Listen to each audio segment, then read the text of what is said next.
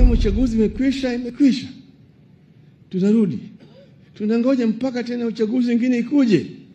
Alafu jitokeze. Fanya kampeni vile inafanyika katika nchi zingine.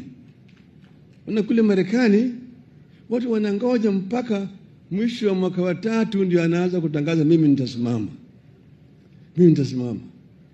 Hii mambo ya kusema ati mimi tunataka kutoa hii, ikifika wakati ile nitasimama na wewe wenyewe utafute watu upige wewe kura.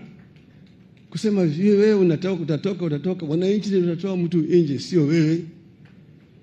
Kusema ati wewe ni uko na shareholders, hapa ni shareholders, wale wengine wako na shares mingi zaidi, wengine wako na shares kidogo, wengine hawana shares. Hiyo ni taifa gani?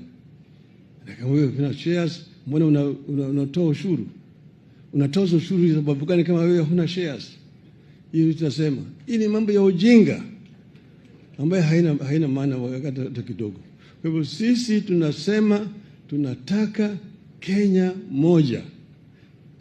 Kuna tofauti ya kisiasa, ya kisera, hiyo ni sawa. Tuwe na tofauti ya kisera, lakini ikifika mambo ya kujenga taifa la Kenya, tuwe kama kitu kimoja. Kenya is one.